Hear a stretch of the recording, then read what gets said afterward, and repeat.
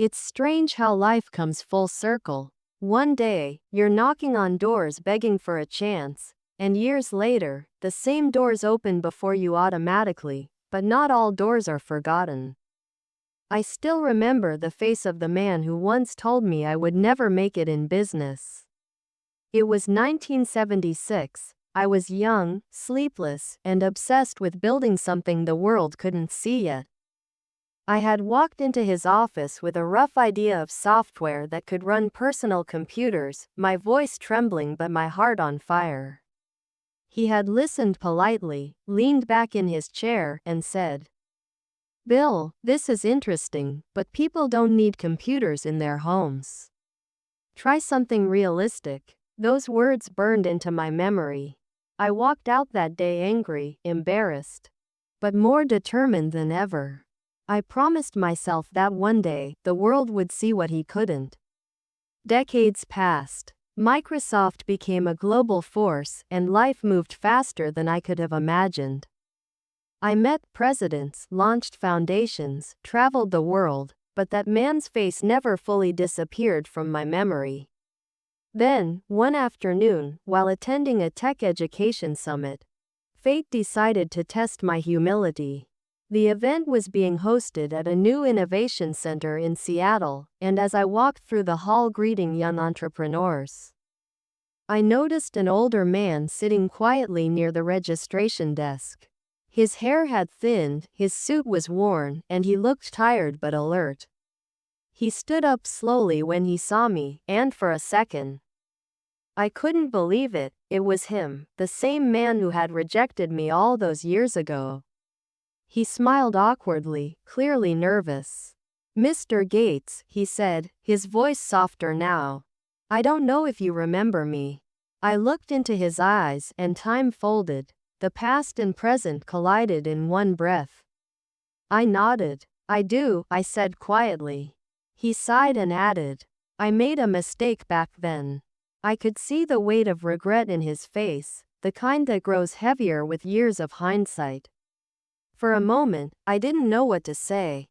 The young version of me would have wanted to remind him how wrong he was, to prove that I had won. But the older version of me had learned that real victory isn't in proving someone wrong, it's in showing compassion when you finally can. So I smiled gently and said, "No, you didn't make a mistake. You gave me fuel." He looked confused. I continued, "If you had said yes that day, maybe I would have been comfortable too early. Maybe I'd have never fought this hard. Your no was the push I needed to create something bigger." He stared at me, speechless, and then slowly nodded. "You're kinder than I deserve," he whispered. I laughed softly. "No, just older," I said. We ended up talking for nearly an hour. He told me how life hadn't gone as planned, how the company he worked for no longer existed, how technology changed faster than he could adapt. As he spoke, I felt something unexpected, not pride, not pity, but gratitude. Because every rejection, every doubt, every closed door had been a quiet teacher. Without them, I wouldn't have built the mindset that carried me through failure after failure. Before leaving, he said, "I've always wanted to ask, what made you keep going after all those rejections?" I smiled. Because I learned early that rejection doesn't mean you're wrong. It just means someone else can't see what you see yet. He chuckled softly. "You always had that fire in you," he said, shaking my hand with a sincerity that felt like closure.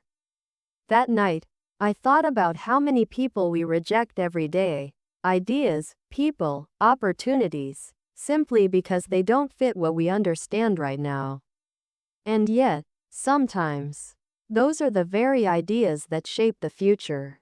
The next morning, I quietly arranged a donation to the same innovation center where we had met, in his name. When he found out later, he called me, voice trembling, "You didn't have to do that." I replied, "You once helped me without realizing it. I'm just returning the favor." The media never heard about that moment, and I never wanted them to. Some stories don't need headlines, they just need to be lived. I've learned that success doesn't erase the past, it gives you a chance to rewrite its meaning. The man who once rejected me became the reminder I needed that humility is the final stage of success, when you no longer need to prove anything to anyone. So if you're ever rejected, ignored, or laughed at, don't let it define you. Let it refine you. Because sometimes the people who say no are the ones who unknowingly write the first chapter of your victory. And when life brings you back to them years later, smile, not because you've won, but because you finally understand why you had to lose first.